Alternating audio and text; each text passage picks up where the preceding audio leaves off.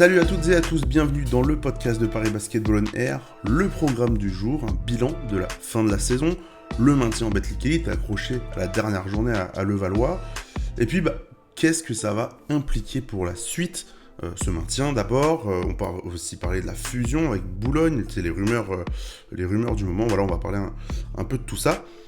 Pour m'accompagner sur cet épisode, il fait son retour sur un podcast après 3 mois d'absence. Bon, ligament croisé, tu connais, c'est Antoine. Salut Antoine. Salut Flavien, ça va? Ah bah moi ça va très très bien. Vu qu'on est Le ligament maintenu, aussi va mieux. le genou va mieux, a priori. Et pour compléter le trio habituel, c'est Lilian comme d'habitude. Salut Lilian. Salut Flavien, salut Antoine. Comme d'habitude, je vous rappelle avant de démarrer que vous pouvez nous suivre sur nos réseaux sociaux. Sur Twitter, c'est @ParisB-8OnAir. Sur Instagram et sur Facebook, c'est Paris Basketball on Air. Vous pouvez retrouver toute l'actualité du club sur notre site. Il va en avoir pas mal dans les semaines à venir, notamment avec la draft d'Ismaël Kamagaté. On en reparlera plus tard, ça, dans le mois. Et nous, on va démarrer sans plus tarder. Paris Basketball on Air, saison 3, épisode 10. C'est parti. I'm Kyle Allman, the new player of Paris Basket, and you're listening to Paris Basket on Air.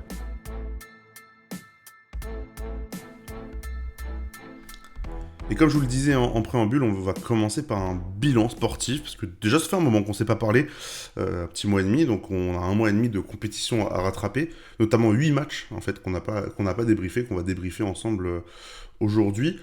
Dans ces 8 matchs, Paris a seulement gagné 2 fois contre Dijon, et je vous le disais donc contre Boulogne-le-Vallois à la dernière journée. Paris s'est maintenu à la 34e journée et a terminé, si je dis pas de bêtises, 15e du championnat. Je vais commencer avec toi Antoine sur cette série de matchs. Comment tu l'as ressenti? Personnellement, et je suppose comme beaucoup de monde, a senti Paris dégringoler petit à petit alors que le maintien était quasiment acquis selon eux. Ah, c'est vrai qu'on l'a ressenti, je l'ai un peu ressenti comme toi, une dégringolade dans le pire des moments, puisqu'on sortait d'une belle série de 3 victoires consécutives. Ensuite, il y a eu 3 défaites consécutives, justement. On s'est dit qu'il fallait à un moment réagir, que certaines échéances à venir, contre Orléans, contre Chalon-Reims, dont on reparlera, allaient permettre à Paris d'obtenir cette dernière victoire, un petit peu d'air dans cette lutte pour le maintien. Et on a vu une équipe de Paris totalement désemparée dans son jeu, dans ce qu'elle dégageait aussi. On a l'impression que parfois l'équipe était totalement ailleurs, que ce soit dans les matchs, dans l'image qu'elle dégageait. Et c'était assez effrayant de voir justement une équipe dégager cette image-là, tout en voyant que les autres concurrents continuaient eux à gagner des matchs et à garder leur destin entre leurs mains. Donc ça a été une période très difficile en tant que suiveur, on va dire, de ce club, de voir qu'au fur et à mesure de la saison, après une aussi belle série face à des grosses équipes au mois de mars, voir une dégringolade aussi fulgurante. Après, on a eu le petit espoir contre Dijon, qui était un match compliqué aussi. Il aurait fallu une énorme prestation d'Ismaël Kamagaté, notamment, qui finit à 30 dévals pour redonner un petit espoir. Mais non, c'était très très éreintant pour nous, et encore plus pour les joueurs, on imagine, d'assurer ce maintien à la dernière journée sur le parquet de Boulogne-le-Vallois, où c'était vraiment pas gagné. Je me rappelle encore, en quelques minutes avant le match, on n'était pas du tout confiant. Donc ça a été une période très très compliquée pour le club, et j'espère que ça leur servira de leçon. Alors peut-être Lilian, pour te lancer là-dessus, Paris devait gagner un seul de ces 4 derniers matchs, tout en affrontant les 2 relégables qui étaient à ce moment-là Orléans et Chalon-Reims. Il y a eu une défaite en double prolongation assez étrange contre Orléans à Paris, et puis un non-match complet à Chalon-Reims. Est-ce que Paris s'est vu trop beau peut-être au retour de trêve en se disant on a gagné contre Dijon 4 matchs pour en gagner un seul, c'est largement suffisant, et de toute manière peut-être qu'un des adversaires ferait un faux pas. Est-ce que Paris s'est peut-être vu trop beau là-dessus? Tu le disais quand tu lançais Antoine, il y a un mois et demi avant la fin de la saison, le maintien était presque acquis, et c'est peut-être ce que se sont dit aussi les joueurs parisiens à tort. Et peut-être que indubitablement il y a eu un relâchement à la fois physique et psychologique, et c'est ce qu'on peut penser, parce qu'il y a certains matchs, voilà, comme tu l'as dit, la prestation à Chalon-Reims par exemple, toi tu étais devant le match, elle a été vraiment famélique d'un point de vue à la fois basket et au niveau comportement. Donc ouais, peut-être que ils se sont dit qu'ils allaient pouvoir compter sur un faux pas. Au final, ce qui n'était pas du tout le cas, même lors de la dernière journée, Fos et Orléans, qui étaient les deux derniers adversaires de Paris pour le maintien, ont finalement gagné, même à la dernière journée. Donc, je sais pas, c'était bizarre, mais au final, est-ce que c'est pas à l'image de la saison de Paris, des hauts, des bas, une victoire finale face à une des grosses équipes du championnat? Bon, c'était un dernier match forcément, des conditions un petit peu particulières, peut-être que Boulogne-le-Valois avait déjà la tête au play-off, mais au final, cette fin de saison un peu catastrophique, bah, c'est à l'image de la saison de Paris, beaucoup de hauts, de bas, très très peu de constance. Et au final, assez difficile de lire la saison des Parisiens pour leur première dans l'élite cette année. Bah, c'est vrai, c'est vrai que la fin de la saison, elle ressemble beaucoup en fait à toute la saison tout court. C'est que tu as gagné contre deux quand même grosses équipes, hein, puisque le Dijon termine 5e de championnat, le Valois termine 3. Mais encore le Valois, c'est vrai que le Valois fait un peu un non-match avec à des blessés, etc. Dijon, on se faisait la réflexion avant antenne avec Antoine. T'es pas loin du miracle en fait de l'avoir remporté celui-là. Et t'étais déjà un peu dos au mur, tout simplement parce que t'avais déjà perdu contre Rouen. T'aurais pu quasiment s'offrir ton maintien en battant Fos quelques jours avant, tu le fais pas. T'as un peu cette chance donc de battre Dijon juste avant la trêve et de te mettre un immense bol d'air frais parce que c'est vrai, tu avais besoin d'une seule défaite de Fos ou d'une seule ou de deux défaites d'Orléans. Enfin, il y avait un contexte qui était comme vachement particulièrement avantageux pour Paris. Et tu le disais, peut-être qu'ils sont vus trop du coup maintenus peut-être trop tôt. Et moi, ça vient aussi avec ce que disait, ce qui a rabattu en tout cas Jean-Christophe Prat toute la saison, ça a été à 12 victoires, personne n'est jamais descendu. Et peut-être que l'avoir dit trop tôt, peut-être parce qu'il doit commencer à parler de cette barrière, en tout cas à partir du mois de janvier, février plutôt, il commence à dire ça super tôt et à te dire, bah, en fait, nous, il nous faudra 12 matchs, et à 12 matchs, on pourra considérer, entre guillemets, que le boulot aura été fait. Sauf que le boulot à 12 matchs était loin d'être fait, parce que bah, toutes les autres équipes autour aussi, que ce soit Orléans, que ce soit Fos, que ce soit le Portel, ont gagné des matchs, sont pas partis dans la même logique, mais se sont dit, Paris gagne pas de match, Paris avance pas, mais Paris donc est à notre portée. Et c'est vrai que ces 4 derniers matchs, on a senti vraiment que le terrain était plus que glissant. Et quand tu dois aller jouer ton match à la vie à la mort contre le Valois, contre Boulogne-le-Valois à la dernière journée, c'est enfin, personne vraiment se dit bon, on va facilement gagner contre le Valois. On penche plus du côté d'une contre-performance d'un des deux adversaires parce que vu le rendu des 3 derniers matchs qui étaient contre Orléans où ça se joue pas à grand chose, Chalon-Reims où ça a été, tu l'as dit famélique, mais c'était c'est le pire match pour moi de la saison en termes de contenu et d'envie et de tout ce que tu pouvais montrer sur un terrain. Ils étaient absents en fait.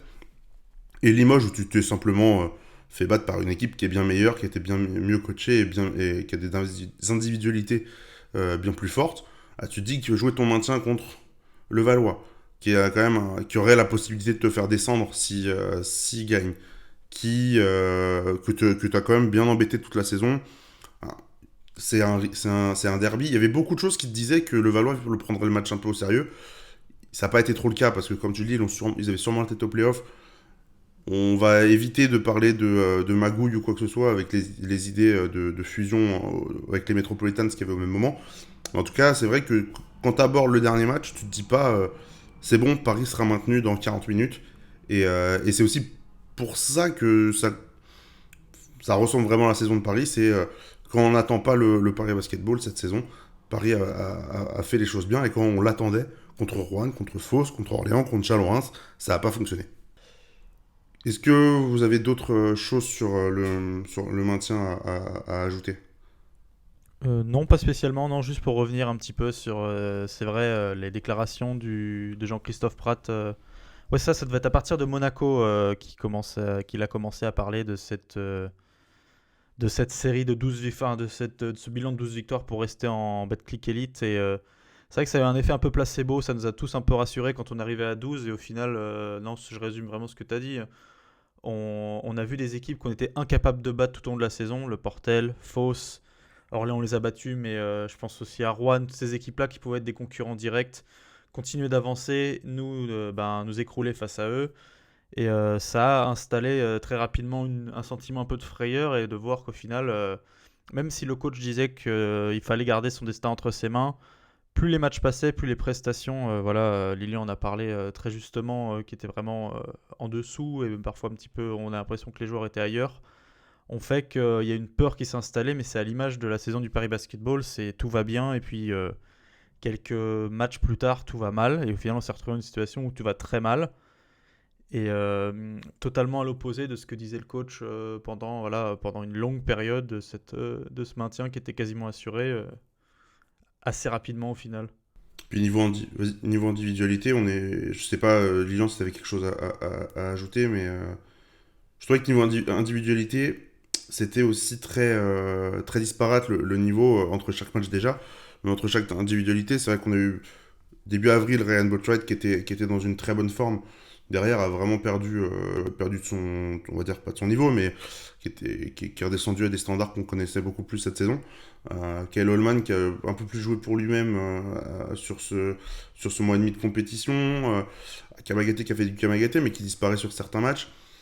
Sleva qui a été un peu plus en dedans, je trouve, sur la fin de la saison qu'il ne l'avait été au mois de mars aussi. Heureusement, entre guillemets, que tu as eu le retour de Toupane contre Limoges et contre Boulogne-le-Valois. Contre Boulogne-le-Valois, Toupane a fait énormément de bien. Le retour aussi d'Amarassi sur les 4 derniers matchs, où il a apporté pour son âge. Moi, je pensais pas qu'après 3 mois d'arrêt, Amara serait capable de produire ce qu'il a produit. Il y a aussi en fait ce côté-là de Paris a eu beaucoup de blessés, a choisi de pas forcément tout remplacer. Il y a seulement Amara qui avait été remplacé par DJ Funderburg, qui a eu des bons passages et des beaucoup moins bons passages assez mitigés, mais on va pas retenir vraiment sa production sur la fin de la saison. Mais dans cette série de mauvais matchs, parce que Paris est à 7 quand il gagne contre Dijon, on va dire qu'on n'est pas loin du miracle. J'ai trouvé que la gestion même de l'effectif sur la fin de la saison avait pas été optimale. Lilian, je sais pas ce que toi t'en retiens. Je vais peut-être déjà un peu m'avancer sur les conséquences à tirer pour la saison prochaine, mais j'ai un peu... C'était pas forcément le cas en début de saison, mais je trouvais qu'il a vraiment manqué un leader technique fiable, entre guillemets, sur cette fin de saison. Parce que, oui, forcément, tu l'as dit, Ryan Boatwright, il a eu un bon passage, mais il n'était pas forcément, quand il est moins bien, il n'est pas forcément, on l'a dit, dans sa manière de gérer l'équipe, capable de bien faire jouer l'équipe quand lui va moins bien. Kyle Allman, c'est un joueur très individuel, donc forcément quand il met pas dedans, il est un peu inutile pour le reste de l'équipe. Dustin Sleva, Jean-Christophe Prat le dit toujours, c'est un joueur qui a besoin du collectif, donc et on a bien vu que le collectif cette année à Paris n'a pas forcément rayonné, donc lui non plus ne pouvait pas, sur les fins de saison il était un petit peu moins bien. Et puis après, le reste des joueurs, tu l'as dit, Kamagaté, Bégarin, ce sont des jeunes joueurs. Donc on le sait, leurs performances sont aussi un petit peu faites de haut et des bas. Donc c'est un petit peu ça, je trouve, qui a manqué sur les derniers matchs. Pouvoir s'appuyer sur un des leaders techniques de l'équipe, capable de un peu prendre l'équipe sur son dos et de dire, bon voilà, je vais réussir à un petit peu sécuriser une victoire à moi tout seul. Et je trouve que c'est ce qui a un petit peu manqué sur la fin de saison. Et c'est ce qu'il faudra peut-être pour l'année prochaine... être capable de recruter un joueur qui, un peu dans n'importe quelle situation, puisse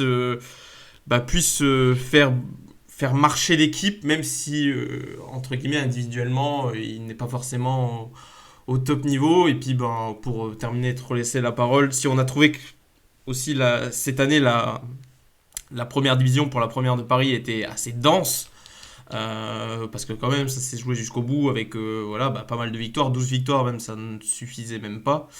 En Pro B, il y a une équipe qui est descendue avec 14 victoires, donc ça montre que même dans la globalité en France, du basket français, que il y avait une très forte densité cette année, que ça a un peu rebattu les cartes de ce qu'on connaissait les années précédentes. Ouais, tu parlais de Bégarin, c'est vrai qu'aussi il a été blessé au mois d'avril. Juste après sa série de 3 matchs où justement au mois de mars il avait été incandescent contre Nanterre, contre Strasbourg, Il s'était blessé, j'ai complètement oublié où, à la hanche, Et il avait manqué, pareil, un mois de compétition, je crois qu'il est revenu début mai. Et ça a manqué dans les rotations de Jean-Christophe Prat de pouvoir compter à la fois sur Axel Toupane, qui lui était blessé depuis Monaco, et Jeune Bégarin, t'avais plus d'ailier. Donc tu bricoles, tu mets DJ Funderburg, tu tentes. Parce que DJ Funderburg, par exemple, avait été titulaire contre Fos pour essayer de jouer face à leurs ailiers très athlétiques. Ça avait pas du tout marché. On essayait de mettre De Sisleva en 3, on essayait de décaler, de faire jouer plus de minutes pour Gauthier Denis. Ça n'a pas forcément été la bonne solution, même s'il n'a pas été si mauvais que ça. Moi, je trouve qu'il a en tout cas progressé par rapport à son début de saison où il était vraiment dedans. Et, il a jamais rentré vraiment de tir cette saison. Mais en tout cas, voilà, c'était pas suffisant. Et c'est vrai que tu le dis, un leader technique, à la limite, en fait, je pense que ce leader technique, tu as pensé l'avoir en début de saison quand tu ramènes Kylo Quinn. Et que bon, après, tu t'es rendu compte que c'était pas le cas, mais ce leader technique, tu en avais, potentiellement, tu en avais plusieurs, je pense, en fait. Mais qui pouvaient se relayer. Donc, Ryan Botwright a eu un gros passage.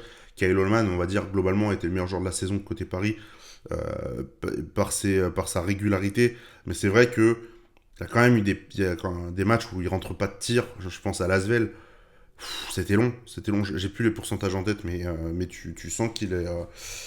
Quand il est pas dedans, ça sert à rien et il faut donner le ballon à quelqu'un d'autre parce qu'il va pas être capable de faire des différences et de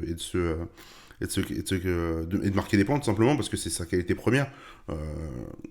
Il y a eu aussi un gros défaut sur cette fin de saison qui, je pense, faut noter. Peut-être Antoine, tu vas être d'accord avec moi. C'est les lancers francs et cette équipe de Paris qui a montré une constance absolue dans l'inconstance sur la ligne des lancers. Kyle Holman, je pense à son match, je crois que c'est contre Fos ou contre Dijon. C'est contre Dijon. Contre Dijon où il en met pas un. Toute la saison, ça a été la même chanson pour tout le monde. C'est on met pas un lancer franc. Bah c'est vrai, pour revenir sur Kyle Holman, il en met pas un contre Dijon. Enfin, il en met très peu, quoi. Vraiment, il doit être à 2 sur 8 ou quelque chose comme ça.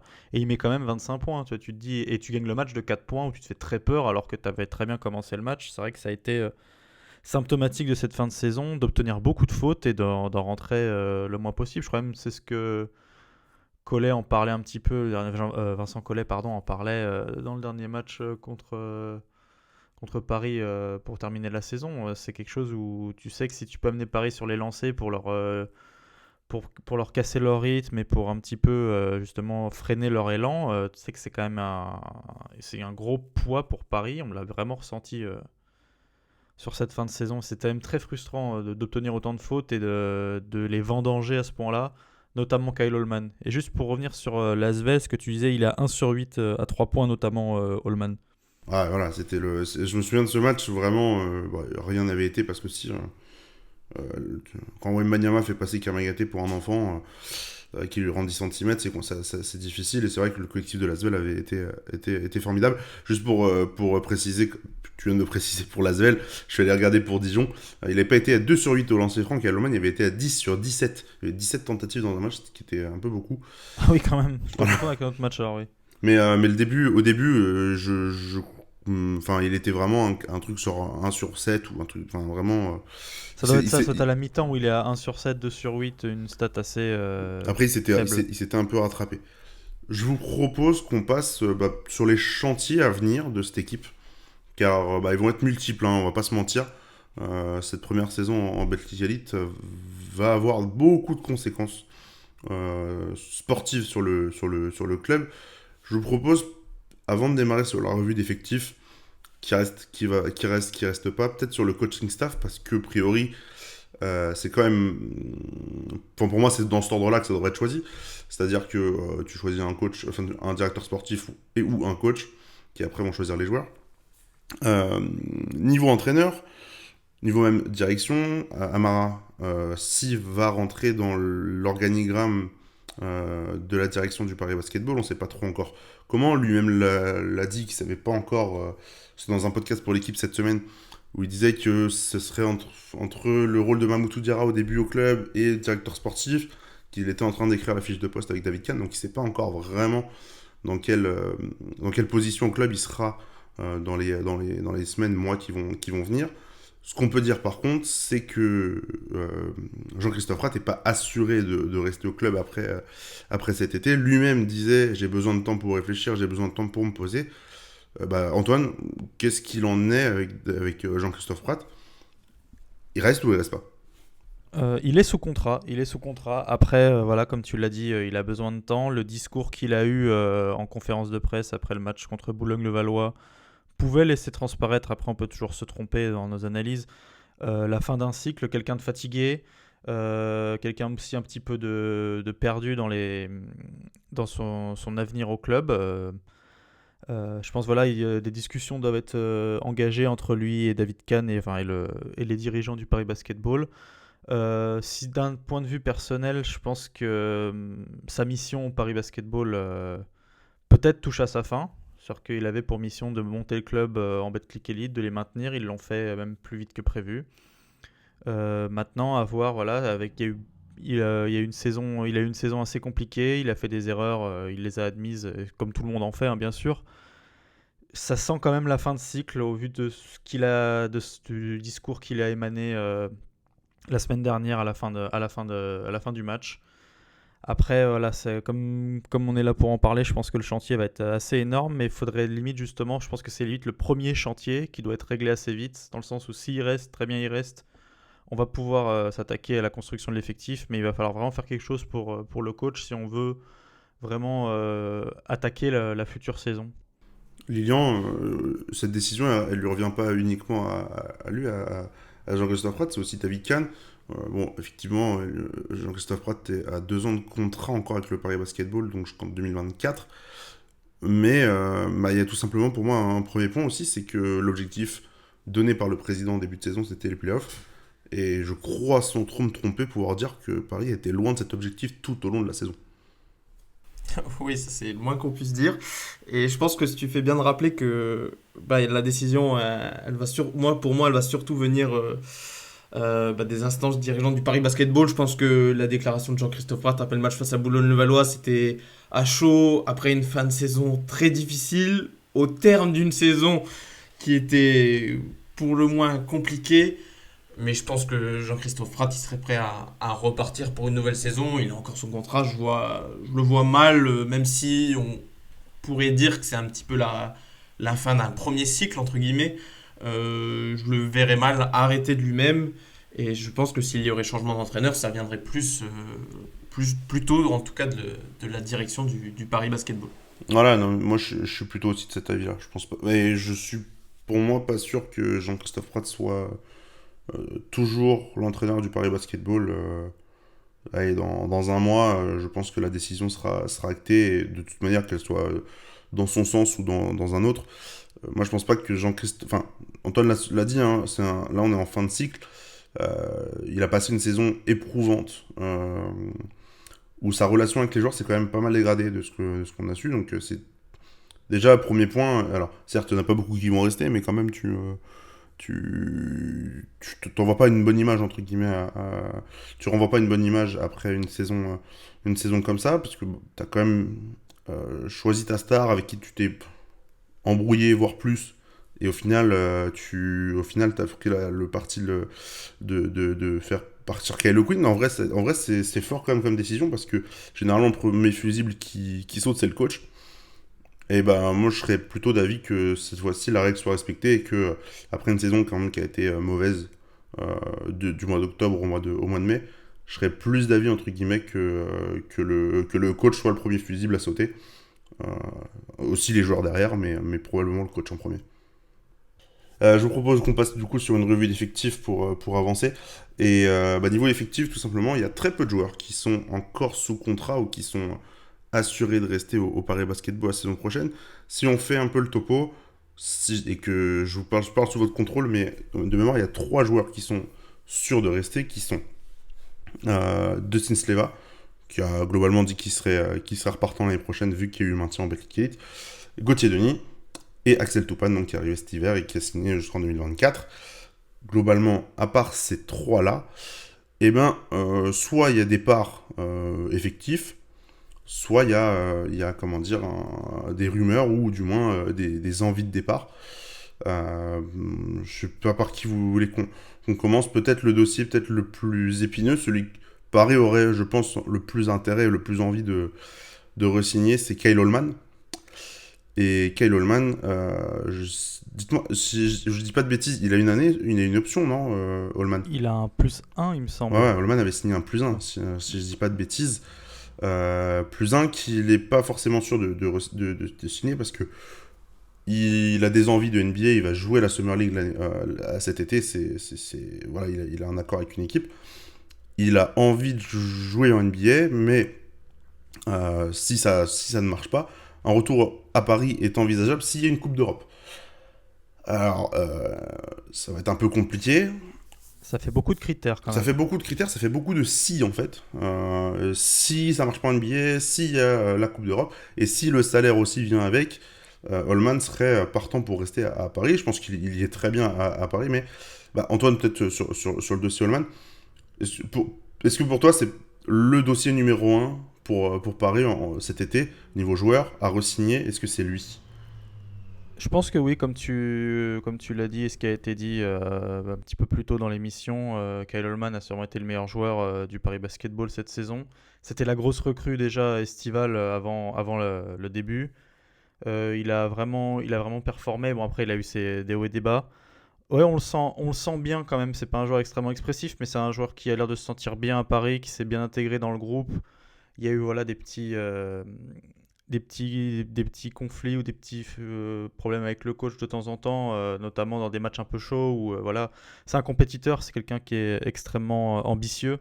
Le fait de venir à Paris déjà, c'était quand même pas une régression, mais voilà, il venait quand même de la BCL, de Riga, donc il a quand même un petit peu rebaissé ses ambitions pour jouer à Paris. Donc on sait que maintenant, je pense que s'il n'y a pas de Coupe d'Europe, comme ce que tu as dit, hein, il y a tellement de critères. S'il n'y a pas de Coupe d'Europe ou alors si une équipe NBA est intéressée après une bonne Summer League, ça va être très compliqué de le garder ou alors il va falloir aligner une grosse somme d'argent potentiellement si ça l'intéresse parce qu'on sait que c'est un joueur qui a envie de jouer au moins 2 fois par semaine s'il doit être en Europe, donc ce qui veut dire jouer une coupe en plus du championnat. D'ailleurs, il me semble que c'est toi qui l'as partagé sur Twitter, Flav, mais il a quelques pistes. Ça reste des rumeurs, mais il est annoncé. Il intéresse certaines grosses cylindrées européennes. Donc je pense que Paris, c'est le dossier le plus chaud. Et ça va être un dossier qui va être extrêmement compliqué à résoudre du côté du Paris Basketball. Et il doit l'être, je pense. Oui, tu le disais, c'est vrai que a priori, ce serait Zalgiris Kaunas qui serait intéressé par Kyle Allman. À voir aussi la véracité de cette rumeur, hein, c'est pas forcément avoir les. Ah oui, bien voilà. sûr, bien sûr. Mais en tout cas, je serais très étonné honnêtement si Kyle Allman restait à Paris, tout simplement parce qu'il faut avoir ce ticket en Eurocup. On va en reparler avec cette rumeur enfin, plus que rumeur d'ailleurs, c'est négociation de fusion avec les Mets. Mais voilà. Autre dossier chaud, je pense que c'est à la main, Ryan Boatwright, Lilian. Si je dis pas de bêtises, il est en fin de contrat, Ryan. Lui, il a envie de rester. Je sais pas est-ce que les dirigeants ont envie. Qu'est-ce qu'il faudrait faire avec Ryan? Le souci, c'est qu'on a vu que son association avec Kyle Allman n'était pas idéale, c'est le moins qu'on puisse dire, des deux côtés du parquet. Je pense que les deux cas sont un peu liés et en même temps, pas forcément, parce que est-ce que Ryan a vraiment, comment dire, répondu à toutes les attentes de Paris sur les 2 saisons, enfin sur la saison et demie qu'il a effectuée à Paris, la moitié en Pro B et une saison complète en Betclic Elite, je suis même pas sûr. Parce qu'en Pro B, il a bien participé au bon run, mais au début c'était compliqué. Cette année, il y avait quand même énormément de hauts et de bas pour un joueur qui, comme Allman, auparavant, avant de venir à Paris, avait joué des Coupes d'Europe et tout, donc on pouvait être en droit d'attendre un meilleur niveau. Ce que Allman a pu nous montrer et ce qu'on n'a pas forcément. Alors, ce qu'on a vu avec Ryan, mais pas forcément d'assez nombreuses reprises. Donc, je pense que également, Ryan Boatwright, on risquerait de ne pas le revoir à Paris en tout cas. Et pour À la fois parce que, en plus, si tu veux re-signer Alman, l'association des deux, je trouve, n'est pas bonne. Et donc, et pour juste dire un mot sur Alman, le souci, tu le disais, Flav, c'est qu'il y a beaucoup de si avec Alman. Et le souci, quand même, quand tu fais ton effectif, en tout cas, quand toutes les saisons dans les principaux championnats européens sont terminées, ce qui sera bientôt le cas quand même. Et ce qui même les pourparlers commencent déjà, vu que bon, il y a beaucoup d'équipes qui sont en vacances. Le souci, c'est que t'aimes quand même bien commencer à constituer ton effectif avec certaines, avoir déjà certaines garanties assez tôt. Et le problème, voilà, c'est que tu l'as dit, Alman, il va aller un peu tester sa cote en NBA. Il voudrait peut-être une Coupe d'Europe. Tu sais pas quand, éventuellement, tu pourras avoir une réponse par rapport à ça. Donc peut-être que tu pourrais aussi te tourner rapidement vers une autre piste et ne pas forcément chercher à re-signer Alman. Donc je pense que, à mon avis, le backcourt de Paris devrait être bien différent la saison prochaine. C'est vrai, tu dis, en plus, en termes de timing, s'il doit avoir une réponse d'une équipe NBA qui serait intéressée pour lui donner un spot dans l'un de ses rosters, la Summer League, c'est au mois d'août. Donc globalement, tu as une réponse soit juste avant parce que tu as été bon sur les camps, sur les différents camps, soit tu performes en Summer League et on t'offre un contrat derrière, mais en tout cas, c'est pas avant le mois d'août. Et c'est vrai que si tu as envie de faire ton effectif assez vite, l'année dernière, Holman, alors il a fait la Summer League avec Utah l'an dernier, mais il a signé mi-juillet. Donc là, c'est une date entre guillemets normale pour faire ton effectif. Là où c'est pas normal, c'est quand tu as été chercher Kylo Quinn début septembre. Et si tu vas chercher encore, si tu dois attendre la piste Holman jusque mi-août, fin août, et voir en fait que bah non, c'est pas forcément bon, on n'a pas forcément, il signera pas derrière que tu puisses échapper des pistes peut-être plus intéressantes sur lesquelles tu aurais pu aller si tu n'avais pas attendu Kyle Holman. Et puis voilà, Ryan Boatwright aussi, ce qu'il faudrait dire, c'est que c'est la première fois aussi qu'il a envie de s'intégrer dans une équipe durablement, tout simplement parce que je crois que c'est la première fois déjà qu'il joue 2 saisons de suite au même endroit. À Paris, à vérifier, mais il avait fait beaucoup de clubs en Europe avant de poser ses valises à Paris, et je crois vraiment que c'est la première fois qu'il aurait passé 2 saisons au même endroit. Donc voilà. Après, Non, c'est exactement ça, t'as raison. Après, il faut C'est dire pas que l'attractivité de Paris fait que les joueurs ont forcément envie de rester. Dustin Sleva, il est pas depuis les débuts du Paris Basketball présent, c'est pas pour rien. On lui a quand même donné sa chance très vite et Oui, mais il serait à Rouen, il serait pas resté 4 ans. ça je peux le concevoir. C'est no disrespect à Rouen, hein, mais voilà. C'est vrai que la ville de Paris est évidemment un plus pour les joueurs. Si je fais un rapide tour sur les autres joueurs, Loïs Gendret, on va probablement partir sur un départ en Pro B ou en N1, ce qui serait logique. Amarassi, ce qui serait bien. Amarassi, donc, retraite et puis intégration dans la direction du club. Ismaël Kamagaté, donc, on va peut-être en dire un mot juste après, sur la draft, il partirait pour la NBA. Ou alors, même s'il est staché, a priori, ce serait pas pour revenir à Paris, mais pour jouer dans une équipe d'Euroleague, ce qui aurait tout intérêt et vraiment le niveau pour y performer. Je sais pas d'ailleurs sur le dossier Ismaël, est-ce que vous avez même ne serait-ce qu'un espoir qui porte le maillot parisien dans 6 mois? Moi, je pense que c'est possible. Parce que Ah bah vas-y, je t'en prie. Moi, j'y crois pas, mais je veux bien savoir pourquoi tu y crois. Bah, parce que déjà, je pense qu'il y a de grandes chances qu'il soit drafté au second tour, donc forcément, contrat pas garanti. C'est un pivot, donc les équipes NBA aiment bien mettre un peu ces joueurs intérieurs sous couveuse. Et l'équipe NBA qui potentiellement le drafterait pourrait se dire, un peu comme l'ont fait les Celtics, bah regardez, ils ont drafté Bégarin, ils l'ont renvoyé dans son club où il était déjà, son développement s'est plutôt bien passé. Bah, pourquoi ne pas refaire la même chose? Et tu parles d'un club d'Euroleague, mais est-ce qu'il aurait forcément du temps de jeu en Euroleague? bon, j'adore Ismaël Kamagaté, mais je tempère quand même un petit peu.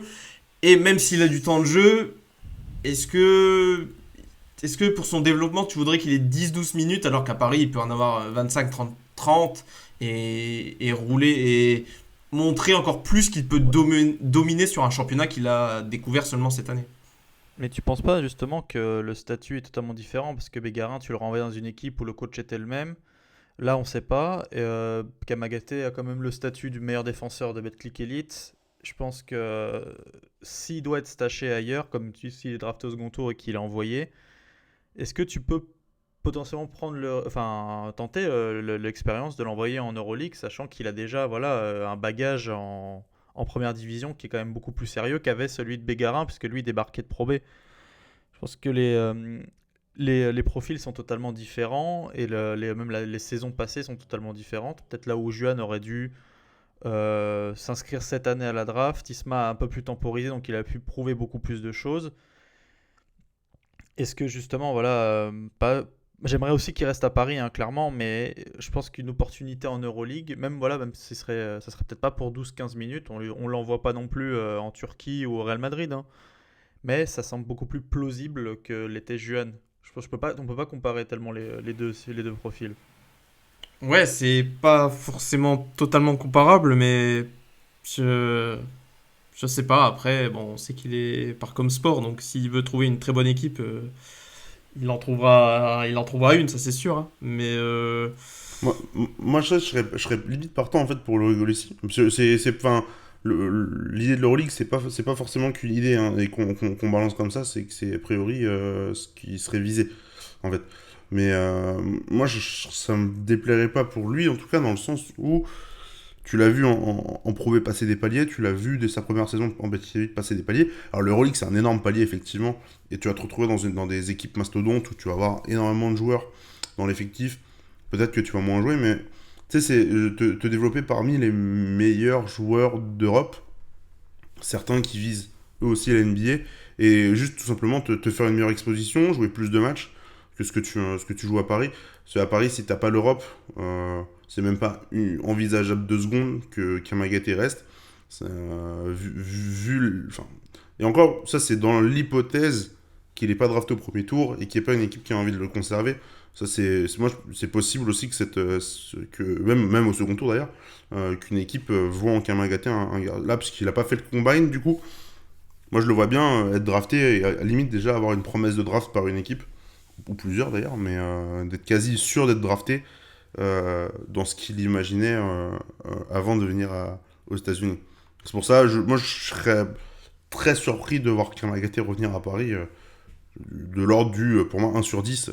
après, je suis d'accord, j'aimerais bien le voir dans une équipe étrangère parce qu'on a vu Isma on le voyait très timide au début, maintenant on le voit se développer. Il arrive en conférence de presse, il parle de mieux en mieux. On sait même qu'il, voilà, hors terrain, il apprend l'anglais et tout. Et je pense pour son développement, ça serait aussi bien qu'il parte à l'étranger, entre guillemets, déjà, même si c'est pas forcément NBA, rien que dans une autre équipe européenne, pour un peu se développer sur d'autres aspects et découvrir aussi d'autres cultures. Je pense que ça pourrait lui être bénéfique aussi. Autre jeune qui, lui, vise les États-Unis, jeune Bécarin, je pense qu'on peut clairement faire une croix sur un retour de Juan, lui qui va absolument, enfin, qui va cet été faire la Summer League avec Boston, qui va tout faire pour récupérer un spot dans la franchise, même si je vais vous confesser que je pense que c'est la pire franchise pour lui, déjà vu le niveau de l'équipe actuellement et surtout vu le nombre de joueurs de son profil qu'ils ont dans cette équipe. Mais en tout cas, il va tester sa cote en NBA cet été encore une fois, quitte à faire de la G-League cette année. Donc je pense, notamment pour Johan, qu'on est là pour le coup définitivement sur un départ acté. Je voulais vous lancer aussi sur un autre profil parce que il n'est pas, peut-être un dernier d'ailleurs, il n'est pas sûr de rester. En tout cas, c'est ce qu'il a confessé. C'est Milan Barbic, assez surpris, peut-être liant sur Milan. Il a passé une saison bien difficile. Est-ce que pour lui aussi, est-ce que c'est le moment de partir? Est-ce que ce serait dommage de le voir partir maintenant parce qu'il aurait une place à prendre encore plus grande dans l'effectif? Qu'est-ce que toi t'en penses? Ben, ça pourrait aussi être logique. Il y aura certainement bon, si, à moins que Ryan Botwright revienne, un autre meneur US qui arrivera, US ou autre, hein, mais certainement étranger. Et bah forcément, déjà, ça t'enlève le poste de meneur titulaire. Et je pense que on l'a bien vu, Milan, il a besoin de jouer pour se développer, il a besoin de faire des erreurs pour apprendre. Et je pense que ça lui ferait du bien de voir une autre équipe, peut-être même de redescendre d'un échelon, pourquoi pas, mais en ayant Justement, c'est ce qui est envisagé, la Pro B. voilà, mais d'avoir un rôle majeur dans moi je pense qu'il peut avoir un rôle majeur dans une très bonne équipe de Pro B. Et je pense que pour son développement, c'est ce qui serait le mieux, parce qu'à Paris, on aurait pu penser cette année, quand on a vu sa pré-saison, on se serait dit, ah tiens, peut-être qu'il va peut-être pouvoir challenger Ryan Botwright, justement. Bon, avec les petits pépins physiques qu'il a eu, plus bah, le niveau de jeu qui n'était pas forcément ce qu'on a vu sur le tout début de saison, bah, il n'a pas pu le faire. Et je pense que. Et c'était un peu chaque fois ça pour Milan, j'ai l'impression, dans son processus avec Paris. Il a eu toujours des moments de bien, on s'est dit, ah, peut-être qu'il va pouvoir franchir une marche. Il la franchissait, mais un petit peu, pas péniblement, mais ça mettait plus de temps ce qu'on pouvait penser. Et je pense que pour lui, ouais, pour son développement, le mieux ce serait de partir et de pouvoir montrer pleinement son potentiel, tout simplement. Voilà, donc si on fait vraiment le topo, parce qu'on. Alors, j'ai pas parlé de DJ Funderburk, mais on sera sur un départ, hein, vu le salaire qu'il prenait. Si Milan part, si Ryan Botwright n'est pas signé, si Kyle Holman préfère une équipe NBA, ou alors une équipe qui joue une Coupe d'Europe si Paris ne la joue pas, bref, ça va pas laisser beaucoup de monde, ça va laisser un gros chantier d'effectifs. Et c'est vrai que là, je pense que Paris est à son vrai premier tournant. Il y a eu des étés où on s'est dit, voilà, c'est un premier passage assez compliqué. Là, pour le coup, dans le projet du club, dans le projet du club, et ben, tout simplement, on est sur une revue d'effectifs comme ça n'a pas été fait depuis le début du projet. Peut-être un changement de staff qui n'a jamais été fait depuis 4 ans. Et donc, un projet qui pourrait encore muter encore plus. Je propose peut-être qu'on passe sur sur projet de fusion entre les Metropolitans 92 et le Paris Basketball qui est sorti, je crois, le lendemain de la 34e journée, si je vous dis pas de bêtises. Un projet qui donc serait en négociation depuis plusieurs semaines. Pourquoi il y a ces négociations? On va rappeler, la mairie de Levallois s'est désengagée du club des Metropolitans, donc maintenant désormais ce sont les Boulogne Metropolitans 92.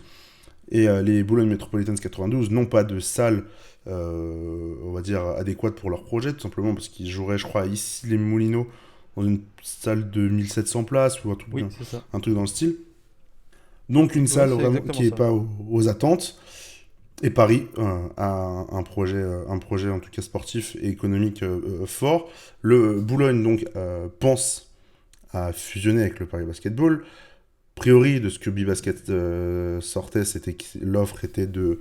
Enfin, ce que Boulogne pouvait apporter au Paris Basketball, c'était 1 million d'euros de subvention, plus, et c'est ça ce qui fait vraiment la force de la proposition de Boulogne, c'est le ticket Eurocup des Metropolitans qui reviendrait donc au Paris Basketball et au nouveau club.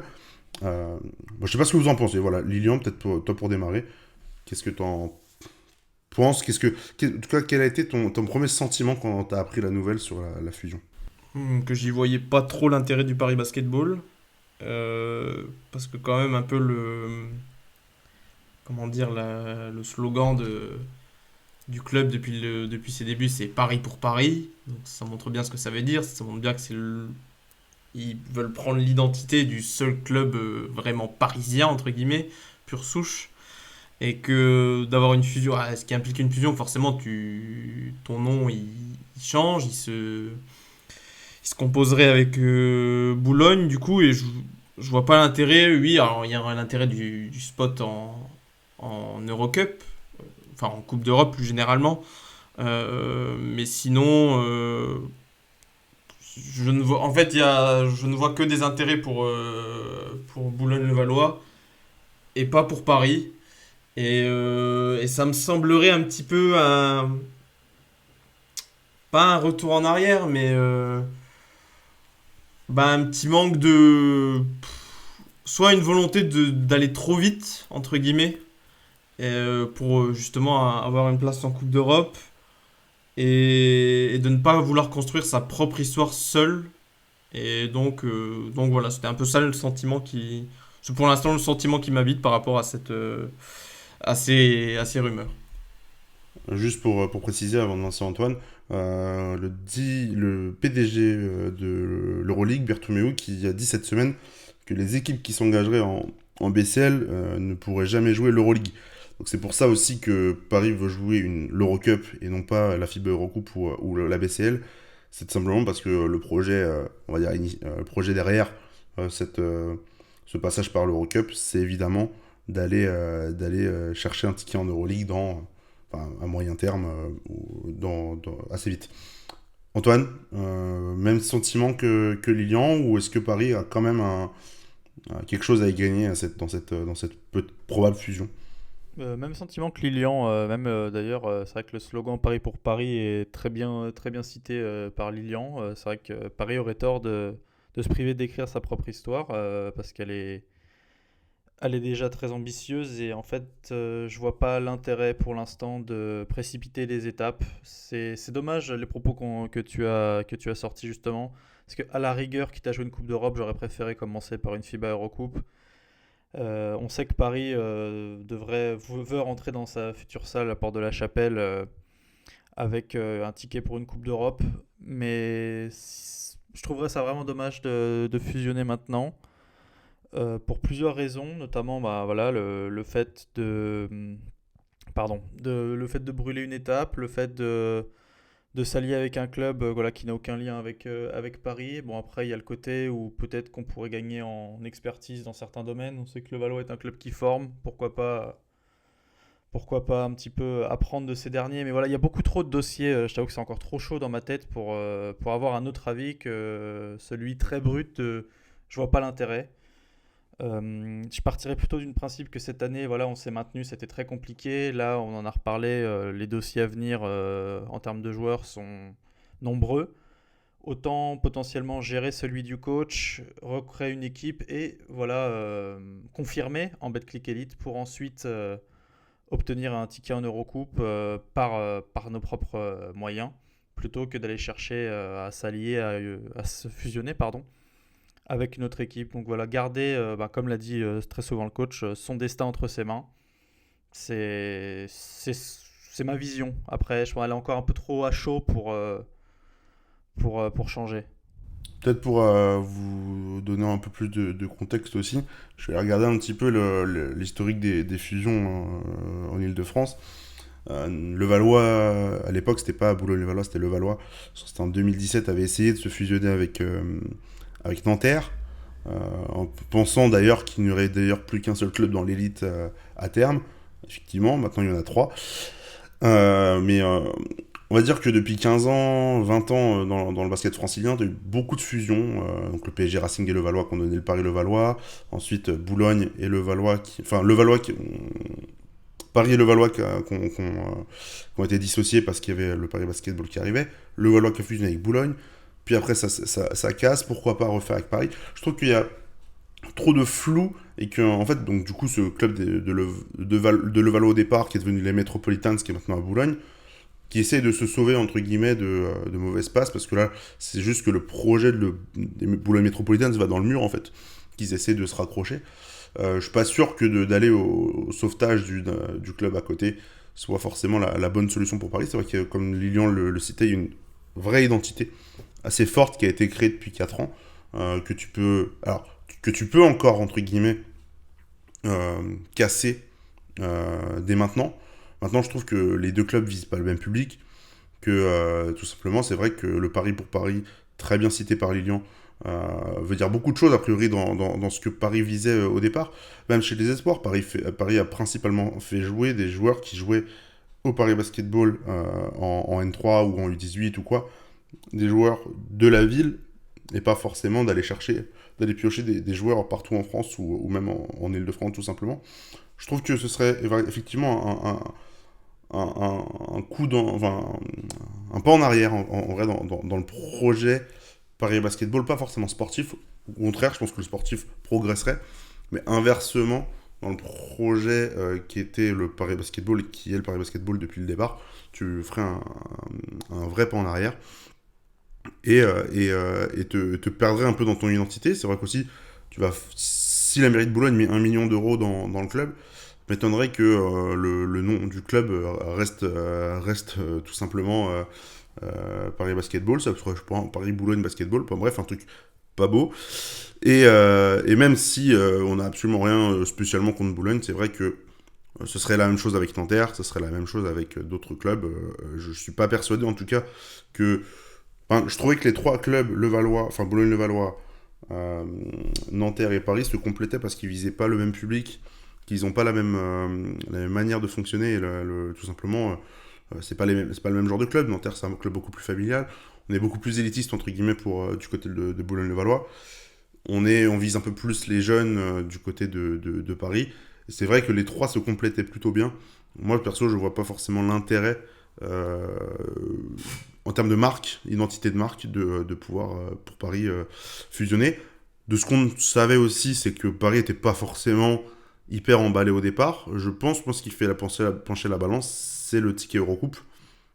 Je sais pas vous comment vous l'interprétez, mais je pense que c'est ce biais-là qui fait que David Kahn est un peu intéressé, je pense, par la fusion avec Boulogne. Totalement, Paris rêve de la Coupe d'Europe depuis sa création. Depuis vraiment son plus jeune dans le berceau, Paris pensait déjà à la Coupe d'Europe et à la première division. Après, je l'ai déjà dit, beaucoup trop tôt, ça reste la vie personnelle. Je préfère autant confirmer après. On dit souvent, enfin après là c'est plus du foot, mais que la confirmation c'est toujours plus dur. La deuxième saison est toujours plus dure que la première, donc là on va entamer la deuxième avec un effectif qui risque d'être totalement modifié. Je préfère jouer moins de matchs au risque de perdre des joueurs plutôt que de jouer beaucoup trop de matchs et de peut-être se casser les dents parce qu'on n'est peut-être pas prêt. Donc pas brûler les étapes, ce sera tout pour moi. Et ben je vous propose peut-être qu'on boucle cet épisode. Peut-être Lilian, si tu avais un dernier mot, mais sinon on peut finir. Non, on peut finir là-dessus. Eh bien, on va finir là-dessus. C'est ici que s'achève cet épisode. N'hésitez pas à vous abonner sur nos réseaux sociaux, je le rappelle. Sur Twitter, c'est @ParisB-8OnAir. Pour Facebook et Instagram, c'est Paris Basketball on Air. Pour retrouver évidemment toute l'intersaison, là on va avoir beaucoup d'actu, notamment draft, je le citais en préambule, avec Ismaël Kamagaté. On va avoir pas mal de choses sur le site et même en podcast pour vous faire vivre un peu ce moment peut-être un peu inédit dans la carrière d'Ismaël et surtout pour le Paris Basketball aussi, même si John Bégarin l'an dernier.